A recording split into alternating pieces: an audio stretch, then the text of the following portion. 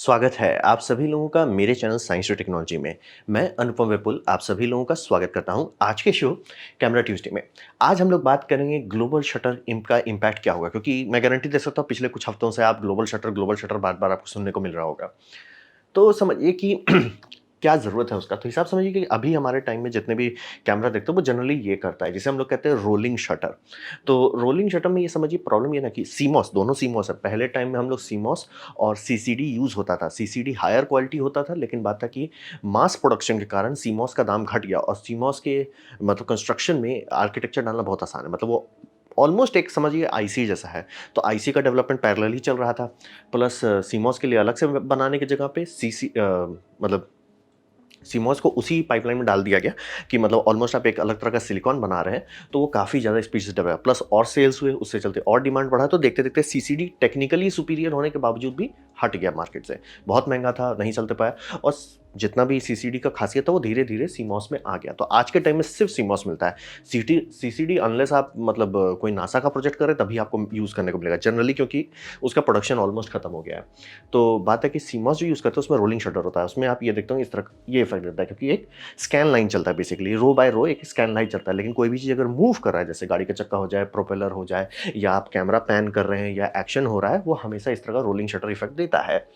तो इसको सॉल्व करने के लिए ग्लोबल शटर बनाया गया। ग्लोबल शटर होता है कि जितने भी पिक्सल हैं, उस पिक्सल के पास में एक छोटा-सा कैपेसिटर डाल दिया जाता है, जो कुछ देर के लिए वोल्टेज रखता है, कि मतलब सारे एक साथ रीड कर लेते हैं और फिर कैपेसिटर में डंप कर देते हैं। फिर कैपेसिटर को एक-एक करके रीड करता है। मतलब रीडिंग अभी भी ऐसा हो रहा है, लेकिन कैपेसिटर से रीड कर रहा है, जो कि एक शॉट में ट्रिगर किया, तो एक इम्पल्स आता है उसका। तो उसमें आपको इस तरह का इफेक्ट मिलेगा कि मतलब चक्का है तो पूरा चक्का है, प्रोपेलर है तो प्रोपेलर है, ऐसे हुलुलुलु नहीं हो जाएगा। तो बात है कि हर कोई क्यों नहीं इस्तेमाल करता? अगर हमारे पास टेक्नोलॉजी है बहुत पहले से है, तो क्यों नहीं कर रहे हैं? तो बात ये समझिए कि फोटो साइट्स, यानी कि जहाँ पे एक्चुअल फोटोन कन्वर्ट हो रहा है, यानी कि फोटोन जा रहा है, फोटोन किसी चीज़ को एक्साइट कर रहा है ना, तो उसे हम लोग फोटो साइट कहते हैं। तो वो फोटो साइट जो है, वो जितना बड़ा होगा उतना बढ़िया हमारा लो नॉइज़ परफॉर्मेंस आएगा। अगर वो बहुत छोटा है, अच्छा परफॉर्मेंस नहीं आएगा। बड़ा जितना रहेगा बम-बम रहेगा।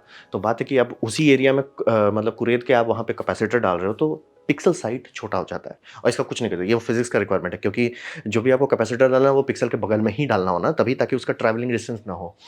तो इसका साइड इफ़ेक्ट होता था कि अगर आप वो नहीं करते हैं, ग्लोबल शटर नहीं बनाते हैं, तो रोलिंग शटर में आपको फ़ायदा मिलता है कि लो लाइट परफॉर्मेंस, यानी कि आईएसओ आप कितना ऊपर तक जा सकते हैं, वो बहुत अच्छा हो जाता है।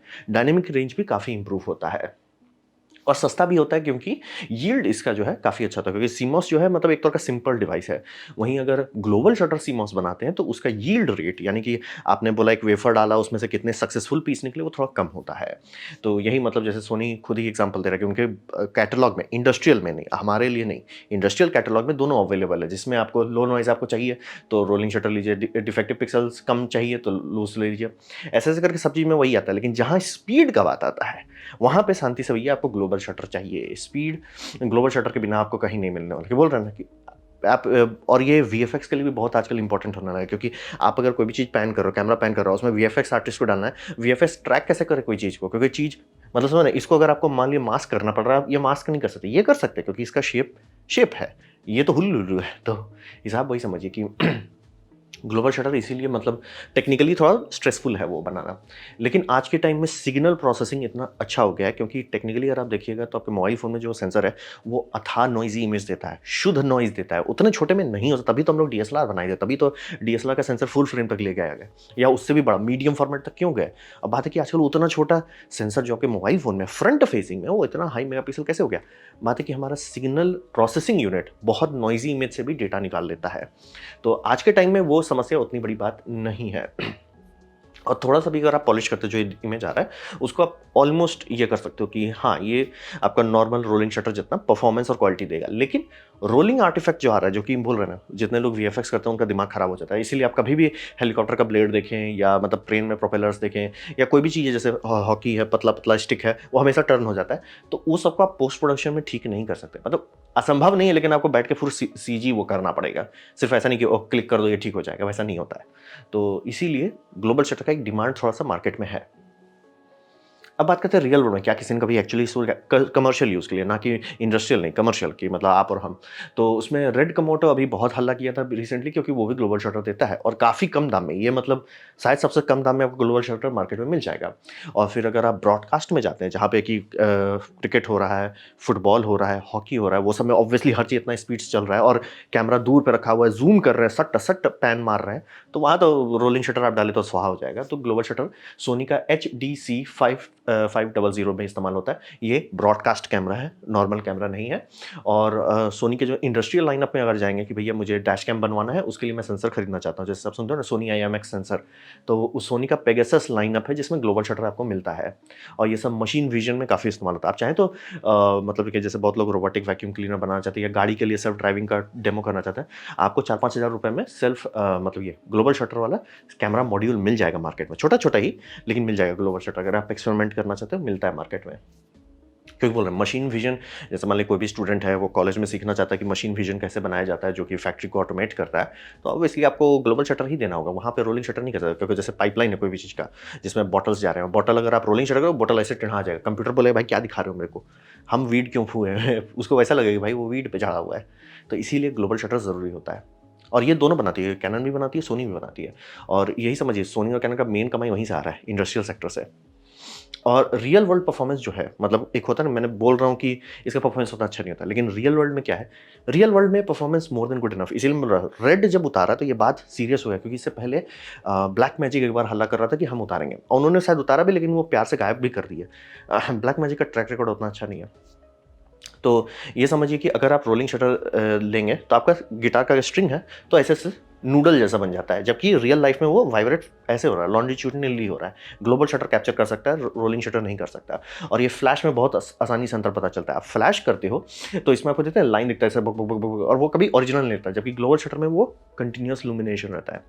तो ये सब क्यों हो रहा है? ग्लोबल शटर पक पक कर रहा है, रोलिंग शटर पढ़ रहा है, लेकिन अगर फ्लैश दोनों के पढ़ने के बीच में होगा तो एक ब्राइट लाइन आएगा, एक डार्क लाइन आएगा, ब्राइट लाइन आएगा, डार्क लाइन आएगा, जो आपको ग्रेडियंट जैसा दिखेगा। तो रहा बात की रेड एक सिनेमा कैमरा कंपनी जैसा हल्ला करता है, अच्छा खासा ब्रांड है, अच्छे खासा ब्रांड लॉयल्टी है, और मतलब काफ़ी बड़े स्क्रीन में डेमोन्स्ट्रेशन भी दिखाता है। और वहाँ पे अगर ये लोग ग्लोबल शटर उठा दिए तो अब बात सीरियस हो गया कि यानी ग्लोबल शटर उस मार्केट में, क्योंकि टेक्निकली तो ग्लोबल शटर ही बेटर है, उसमें कोई डिस्कशन नहीं है, लेकिन होता है कि क्वालिटी, फील फील के मामले में अगर रेड उतार जा रहा है और सक्सेसफुली लोग खरीद रहे हैं और इंजॉय कर रहे हैं, क्योंकि मैं बोल रहा हूँ अगर आपको म्यूजिक वीडियो शूट करना है, खूब कैमरा इधर वेब पैन करते रहना है, तो शांति से लीजिए, ग्लोबल शटर आपका पूरा पैसा वसूल करवा देगा। मतलब इसमें अगर लाइटनिंग वाइटनिंग होता है तो वो नहीं था कि आधा स्क्रीन लाइट हुआ आधा नहीं हुआ, पूरा लाइट होता है और फिर डिम हो जाता है, एकदम नेचुरल फील देता है। तो है, रियल वर्ल्ड में ग्लोबल शटर यूज होता है, और ब्रॉडकास्ट में बहुत सारे में ग्लोबल शटर ही यूज होता है। मशीन विजन बिना इसके चलेगा नहीं। तो है, रियल वर्ल्ड में है और धीरे धीरे पेनिट्रेट कर रहा है मार्केट। तो बात करते हैं इसका डेवलपमेंट कहाँ से चल रहा है। तो इसका डेवलपमेंट ये समझिए कि हर कंपनी का जो सेंसर डिपार्टमेंट है आराम से हो सकता है, जैसे कि सोनी का होगा एक सेमीकंडक्टर डिवीजन, फिर होगा सोनी का अल्फा डिवीजन। अल्फा डिवीजन आप और हमारे लिए कैमरा बनाता है, कैनन में भी वैसे ही है। कैनन इंडस्ट्रियल सेक्टर है जो कैनन का हाई एंड इक्विपमेंट्स पे काम करता है, और कैनन का जो आपका ईओस सीरीज है जो वो सब पे काम करते हैं। तो सारे कंपनी जो लोग बना सकते हैं सेंसर्स, वो सबका एक मतलब समझिए बजट है साइड में कि ग्लोबल शटर बनाओ। ये हमेशा से चलता आ रहा है, कभी रुका नहीं है। मतलब इसीलिए मैं बोल रहा हूँ ग्लोबल शटर हम लोग बहुत पहले से जानते हैं कैसे बनाना है। ब्रॉडकास्ट में आज भी बहुत अच्छे टाइम से वो यूज़ हो रहा है, और बहुत सारे स्पेशलिस्ट केस में मशीन लर्निंग में वो सब यूज़ हो रहा है। जैसे कि अगर आप गाड़ी को देते हैं, सेल्फ विजन देना चाहते हैं, तो उससे तो ग्लोबल शटर ही देना होगा ना, क्योंकि गाड़ी मान लीजिए 120 किलोमीटर पर आवर चल रहा है, बगल से गाड़ी जाएगा, अगर रोलिंग शटर है तो दिखेगा गाड़ी ऐसे स्क्यूड हो जाएगा। एआई बोलेगा भाई क्या दे रहे हो भाई, मैं क्या फूकवा रहे हो मेरे से। तो ये समझना बहुत ज़रूरी है। बहुत सारे जगह पे इसका डेवलपमेंट क्वाइटली बैकग्राउंड में चल रहा था। तो ऐसा नहीं कि ओ अब नया कंपनीज को डेवलपमेंट करना, नहीं, उनको बस सर आप वहाँ हो ना, हमारे यहाँ आ जाओ। और वही समझिए मशीन विजन में बिना इसके काम ही नहीं होता। चाहे आपका प्रोडक्शन लाइन हो जाए, हाई स्पीड इक्विपमेंट एनालिसिस हो जाए, ये सब में होता है। जैसे कि आप मदरबोर्ड बनाते हैं, मदरबोर्ड कैसे चेक करोगे? थोड़े प्रोब लगा लगा के चेक करोगे, बहुत बहुत टाइम लगेगा। तो जब मदरबोर्ड का फाइनल डिज़ाइन बनता है तो उसका एक इमेज लिया जाता है, हाईएस्ट क्वालिटी में इमेज लेते हैं, और वो इमेज रोलिंग कन्वेयर में चेक करते रहता है। लिए इमेज खचाक से हर चीज़ चेक कर लेंगे कि हर कैपेसिटर सही है कि नहीं, ये है कि नहीं। तो वो सब के लिए आपको ग्लोबल शटर वाला चाहिए। तो वही सब में जैसे एग्जांपल है सोनी का, ये जो इन्होंने रिलीज़ किया है 128 मेगापिक्सल का, ये फुल फ्रेम से ज़्यादा बड़ा है, ये बड़ा साइज़ है, ऑलमोस्ट मीडियम फॉर्मेट का इस तरह का रिलीज़ कर दिया है इन्होंने। मतलब ये कुछ साल पहले की बात है। कि हम ग्लोबल शटर है और इनका ग्लोबल शटर बहुत सारे और चीज़ में भी यूज़ है, जैसे डैश कैम हो गया। तो डैश कैम में भी आप देखते हो ना, सोनी IMX का पेगासस सीरीज़ में अगर आप जाते हैं तो वहाँ पे आपको ग्लोबल शटर मिलेगा। तो बहुत सारे डैश कैम जो बहुत महंगे हैं या पुलिस इस्तेमाल करती है, उसमें वो होता है, तभी जाके मतलब वो नंबर प्लेट जो आप देख रहे हैं वो क्यों कैप्चर कर पाते हैं, उसमें रोलिंग शटर नहीं होता है। तो टेक मैच्योर हो चुका है। अब ये बात हो गया कि कैनन जो अभी बीच में इतना हल्ला हो रहा है कि कैनन 35 मिलीमीटर यानी कि ऑलमोस्ट फुल फ्रेम, शुद्ध फुल फ्रेम का इन्होंने बनाया। ये देखें कि मतलब रैकेट जो है रैकेट सीधा है, जबकि अगर रोलिंग शटर रहेगा कर्व हो जाएगा।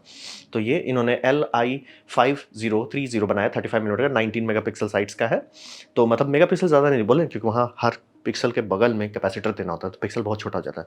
तो बहुत छोटा बनाने का क्या फ़ायदा होगा? ऐसी हाई मेगापिक्सल का नॉइज़ जाता रहता है। आप उसको और छोटा कर रहे हो तो जनरली रहता है, इसीलिए बहुत हाई मेगापिक्सल नहीं जाते हैं। लेकिन ये समझिए बहुत हाई फ्रेम रेट तक ये जा सकता है और अभी लोग कह रहे हैं इसका दाम बहुत ज़्यादा। बात है ऑब्वियसली वो इंडस्ट्रियल मार्केट के लिए बनाया जा रहा है। जब उसे स्विच किया जाएगा, ठीक है, इंडस्ट्रियल के लिए डेवलप किया गया है, अब इसे स्विच करो कमर्शियल के लिए, तब दाम कम होता है। जैसे ये सब अगर आप सोनी का खरीदने जाएंगे लुट जाएंगे, लेकिन बिकता है ऑब्वियसली, लोग खरीदते हैं। क्यों? क्योंकि ये इंडस्ट्री में परफेक्ट काम करता है। जैसे इस तरह के बड़े सेंसर का क्या फ़ायदा है? बात होता है कि अगर आप छोटा सेंसर से करते हो तो मतलब एक मदरबोर्ड का मान लीजिए खींचना है आपको फोटो, तो 4 फोटो लेंगे हाई रेजोल्यूशन का। अगर एक ही उतना बड़ा है तो एक खचाक फट, और वो इतना टाइम आपका बचाएगा कि लोग शांति से बोलते हैं चुपचाप से पैसा लो, हमको एक कैमरा दे दो। तो डेवलपमेंट इसका आराम से बैकग्राउंड में चल रहा है, फुल स्पीड पे हो रहा है। इसीलिए कोई बड़ी बात नहीं है कि जो अभी ये कैनन ने रिलीज किया कि अरे कैनन ने बना लिया। सब कंपनी बस इसी बोल रहे हैं। हमको लगता है सोनी को किसी ने बोल दिया सर आपका छोटा है। भाई बड़ा बना दिया ही तो, मतलब सही में बड़ा बना दिया, बहुत ज़्यादा बड़ा है वो। अब बात करते हैं ये कैमरा इंडस्ट्री के लिए क्यों इंपॉर्टेंट है। बात है कि कैमरा का यही एक चीज़ बचा है कैमरा में। मतलब रियलिस्टिकली देखिए, कैमरा में ऑलमोस्ट हर चीज़ मैच्योरिटी रीच कर गया है। यानी कि जो अर्ली 2010s के कैमरा थे और उसको आज के कैमरा से कंपेयर करेंगे, बहुत ज़्यादा अंतर नहीं है। ऑब्वियसली बैटरी लाइफ थोड़ा इंप्रूव हो गया, चार्जिंग स्पीड इंप्रूव हो गया, ऑटो फोकस में काफ़ी डेवलपमेंट हुआ, लेकिन वैसा कुछ नहीं है कि कुछ नहीं से वाव हो गया। जैसे कि सबसे बड़ा अंतर हम लोग का आया था एसडी वीडियो से एचडी वीडियो में जंप की। एचडी से 4K में जो जंप मारे वो उतना बड़ा नहीं है। ढंग का एचडी अगर आपको मिल जाता है तो आप संतुष्ट रहोगे, और 4K से 8K में और कम हो जाता है, जिसे हम लोग कहते हैं मतलब पॉइंट ऑफ डिमिनिशिंग रिटर्न, कोई उतना फायदा नहीं है। और कैमरा के पूरी इंडस्ट्री में अगर देखिएगा तो सबसे बड़ा चेंज आम आदमी से पूछिए क्या हुआ, तो बस यही बोलेंगे भैया डीएसएलआर से मिररलेस आ गया। ये कोई बहुत बड़ा चेंज नहीं है। और मतलब बहुत सारे साइड इफेक्ट्स भी आए, प्लस यूज़र इंटरफेस के मामले में ये सारे के सारे टट्टी हैं। तो ये एक सीरियस समस्या है कि कुछ हो नहीं रहा है और सारे मार्केट श्रिंक कर रहे हैं। बेस्ट केस हो रहा है कि इस साल हमारा ज़्यादा श्रिंक नहीं किया, मतलब पूरा मार्केट का देखिए 2009 से कंटिन्यूअसली डिक्लाइन में है। तो बात है कि इनको कुछ तो करना पड़ेगा ना कि हमारा अब कुछ जेन्युइनली डिफरेंट है, जेन्युइनली बेटर है। तो ज़्यादा वाव फैक्टर बचा नहीं है कि अब कोई एक्साइटेड भी नहीं होता। आप किसी को बोले मेरा कैमरा 20 FPS पे बर्स्ट कर सकता है, कोई एक्साइट भी नहीं होता है, क्योंकि सब पता है भाई रील थोड़ी है जो आप इधर मूव कर रहे हो तो बड़ी बात है।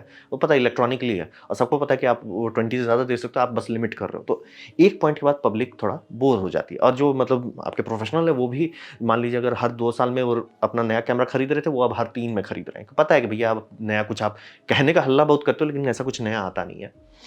और बहुत सारे जगह पे कंपनी चाहती भी है कुछ करना, वो नहीं कर सकती, जैसे लॉ लगा हो या पेटेंट के चक्कर में लड़ाई झगड़ा चल रहा हो। जैसे कि 30 मिनट का जो लिमिट था वो लॉ था, यूरोपियन यूनियन का बेवकूफ़ी वाला लॉ था। थैंकफुली वो हट गया, इसीलिए अब मतलब जिस दिन लॉ हटा अगले मॉडल से सारे सोनी कैमरा में हटा दिया गया लिमिट। कैनन बहुत रोते गाते अब जाके हटाना शुरू किया है, 2 साल बिहाइंड शेड्यूल, लेकिन अब आने वाले टाइम में कभी भी आपको 30 मिनट का लिमिट नहीं होना चाहिए। और अगर अब 30 मिनट का लिमिट है तो कंपनी नौटंकी कर रही है या उनका हार्डवेयर बहुत खराब है कि ओवर हीट हो जाएगा, 30 मिनट से ज़्यादा करेंगे तो सेफ्टी के तौर पे वो दे सकते हैं। अब पेटेंट के मामले में समझ लिए कि बहुत सारे कैमरा हैं जो बहुत अच्छा वीडियो कैमरा बन गया। और मैं इस फोटोज़ के बारे में उतना टॉक नहीं करता हूँ क्योंकि वो हो गया है, मैच्योर हो चुका है। आज का फोटो कैमरा वर्सेस 2010 का फोटो कैमरा में वैसा अंतर नहीं है जैसा आप सोच रहे हैं। 10 से मतलब 2000 टू 2010 में ज़मीन आसमान का अंतर है। 10 टू 20 में उतना अंतर नहीं है। वीडियो में अब उतना अंतर है। तो इसीलिए मैं वीडियो पे ही ज़्यादा फोकस करता हूँ। और वहाँ पे समझिए कि जैसे क्यों रॉ नहीं देते थे। बात है कि यहाँ पे रेड कंपनी जो है एक गजब चीज़ पे उन्होंने पेटेंट निकलवा लिया कि वो इंटरनल रॉ रिकॉर्डिंग में पेटेंट मार लिए हैं किसी तरह से। इसका मतलब समझिए इतना स्टूपिड बात है कि जैसे कल को जब डिजिटल कैमरा नेगेटिव से पहली बार आया कि नेगेटिव कैमरा है अब डिजिटल कैमरा आएगा, तो लोग यूज़ किए, कंप्रेस था, लोग खुश नहीं थे। फिर हुआ कि नहीं ठीक है हम रॉ फाइल देते हैं इसमें, रॉ फाइल आने लगा, लोग खुश हो गए। अब मान लीजिए कि कैनन ने पेटेंट करा लिया कि भैया रॉ फाइल सिर्फ हम ही कर सकते हैं और कोई नहीं कर सकता, या हमें रॉयल्टी दे। बोलेंगे भाई ये कौन सा बात है, इस बात पे आप नहीं पेटेंट लगाना चाहिए। पेटेंट ऑफिस को आपको ग्रांट नहीं करना चाहिए। पेटेंट कैसे ग्रांट हो गया? पेटेंट ग्रांट होता है कि आप कैसे कोई काम कर रहे हो, क्या काम कर रहे हो उस पर पेटेंट नहीं होता है। मतलब कि तब नाइकॉन अपना एल्गोरिदम डेवलप किया, उन्होंने भी रॉ देने लगा, सोनी अपना डेवलप किया, सोनी ने भी रॉ देने लगा। ये नॉर्मल लाइफ है। हाँ, जो सोनी एल्गोरिदम से कर रहा है वो आप नहीं ढांप सकते, कैनन कर रहा है उससे आप ढांप नहीं सकते, एल्गोरिदम नहीं ढांप सकते।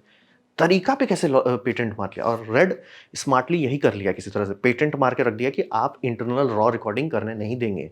और केफिनिटी को वो सू किया, सोनी को सू किया। काफ़ी लड़ाई झगड़ा होता है उसके इंडस्ट्री के साथ। और सिंपली ये समझिए कि आरी कैसे कर रहा है, तो आरी जो है वीडियो फाइल नहीं देता है। आरी का अगर रॉ आप कैप्चर करोगे वो स्टिल्स देते हैं, मतलब अगर 60 FPS है तो 60 स्टिल फाइल्स आएंगे आपके पास। वो मतलब उनका तरीका था पेटेंट से बाईपास करने का। तो बहुत सारे केसेस में ऐसा चीज़ होता है कि पेटेंट आपको रोक रहा है, कि कैमरा कंपनी चाहती भी देना। अभी नाइकॉन और रेड के बीच में लॉ सूट चल रहा है। नाइकॉन ने वही मतलब बता रहे भैया ये क्या बात है, इस चीज़ पर आप पेटेंट कहाँ से उठा सकते हो। मतलब होता है ना कि बिजली को लाइट में बदलने पे किसी ने पेटेंट मान लिया, भाई वो नहीं पेटेंट हो सकता। आपका बल्ब का डिज़ाइन कैसा है, आपका सॉकेट का डिज़ाइन कैसा है, उसे आप पेटेंट कराइए, बल्ले बल्ले, अति उत्तम। बिजली से लाइट बदलना वो सिर्फ मेरा है, नहीं सर, नहीं सर, वो थोड़ा ज़्यादा फूक लिए। तो कुछ केसेस में ऐसे हैं लॉ जो ज़बरदस्ती का लिमिट करता है। और रोलिंग शटर में इतना इंपॉर्टेंट बात यह है कि उसे अगर ग्लोबल शटर कर देते हैं ना, कि गेम चेंजिंग पोटेंशियल है। अभी के टाइम में ये सारे कैमरा में शटर अभी भी बचा हुआ है, जो मतलब समझिए नेगेटिव के टाइम का कैरी ओवर है, और रखना पड़ रहा है, क्योंकि रोलिंग शटर का नहीं तो साइड इफेक्ट आता है। अगर वो हट जाता है, फिजिकली हट जाता है, बहुत बड़ी बात होगी। मतलब हम लोगों ने कांच हटाया लेकिन पूरी तरह से नहीं हटा पाए, मान लीजिए उसके भी हटा देते हैं, या उसको सिर्फ ऐसा रखते हैं कि डस्ट कवर के तौर पे, वो भी बल्ले बल्ले रहेगा। और बर्स्ट मोड भी कर पाएंगे अच्छे से। फ्लिकर जो आजकल के टाइम में बहुत बड़ा समस्या है, क्योंकि बहुत ज़्यादा आप स्टेडियम में जो हैलोजन लैंप्स होते थे वो सब हटा के अब एलईडी लग रहे हैं। प्रॉब्लम है, एलईडी फ्लिकर करता है, बहुत हाई फ्रीक्वेंसी पे करता है, दिक्कत नहीं होता, लेकिन अगर शटर स्पीड बढ़ाने लगेंगे वो दिखने लगेगा। ग्लोबल शटर में ये नहीं होता है। तो ये समझिए बहुत सारी चीज़ें। प्लस फ्लैश, फ्लैश में हाई स्पीड सिंक फ्लैश जो आप सुनते हैं वो होता क्या है, मल्टीपल बार फ्लैश करना पड़ता है, क्योंकि रोलिंग शटर उसका दिमाग खराब कर देता है। वहीं पे अगर आपका ग्लोबल शटर है कोई टेंशन नहीं है, बहुत हाई स्पीड फ्लैशिंग कर सकते हैं। मतलब 2/50th ऑफ ए सेकंड से भी ज़्यादा नीचे जा सकता है। और जो जैसे मान लीजिए 2000th ऑफ ए सेकंड पे फ्लैशिंग करना है, ऑलमोस्ट नहीं किया जा सकता, फ्लैश बार बार बर्स्ट करना पड़ता है, एक आप मैच ही नहीं कर पाओगे, उससे पतला सा बैंड आएगा। वहीं ग्लोबल है, बम बम हो जाएगा, कोई टेंशन नहीं है सर, लोड। तो बहुत सारा पोटेंशियल है जो हम लोग बांध के रखे हुए हैं, स्टिल्स में भी, वीडियोग्राफिंग में भी वो खुल जाएगा। तो वही समझिए कि इसीलिए इसके पीछे इतना बात हो रहा है, क्योंकि और कुछ बचा नहीं है। और डेवलपमेंट जब इतना स्टैग्नेंट होता है, एक पॉइंट के बाद कम लोग हाथ खड़ा कर देते हैं सर। और अब तो सब लोग मोबाइल पे ही कूद रहे हैं ना। मुझे तो पता भी नहीं था मोबाइल में एक टेक्नोलॉजी है जिससे एक फोटो में हाई डायनामिक रेंज आ जाता है। मैं उस पर बाद में डिस्कशन करूंगा। मतलब मैं चौंक गया था कि हमको पता था कि मल्टीपल शॉट्स लेते थे, फिर उसे कोलैप्स करते थे, फिर देते थे। ये जनाब जी एक सेंसर से ही निकाल दे रहे हैं शैडो मार्क्स लगा के। वो भी इंटरेस्टिंग टेक्नोलॉजी है। तो इसीलिए ये बात वो बार बार अभी न्यूज़ में सुनने को मिल रहा हो, global shutter, global shutter, global shutter important है। और कुछ है नहीं कैमरा इंडस्ट्री में, यूज़र इंटरफेस के मामले में ये सब के सब कचरा ही है। तो टेक्नोलॉजी ही एटलीस्ट इंप्रूव कर दो। तो ये था मेरा प्रेजेंटेशन, ग्लोबल शटर के पीछे इतना हाई तौबा क्यों हो रहा है। उम्मीद करता हूँ आपको अच्छा लगा, कुछ सीखने मिला, कुछ समझ में हो। अगर ऐसा है लाइक कर दे, दोस्तों शेयर कर दे, उससे मेरा काफ़ी भला होगा। नहीं अच्छा लगा, नहीं पसंद आए, कोई बात नहीं, आप डिसलाइक दबा सकते हैं। मैं कहूँगा डिसलाइक 2 बार दबाएं, उससे मुझे पता चलो कितना ना पसंद हुआ है। मैं आपसे कहूँगा कि कमेंट लिखें, मैं हर कमेंट को पढ़ने की कोशिश करता हूँ। आपसे कहूँगा सब्सक्राइब कीजिए, बेल दबाइए अगर आप फ्री हैं तो। आपने वीडियो देखा, जान के मुझे बहुत खुशी हुई। धन्यवाद।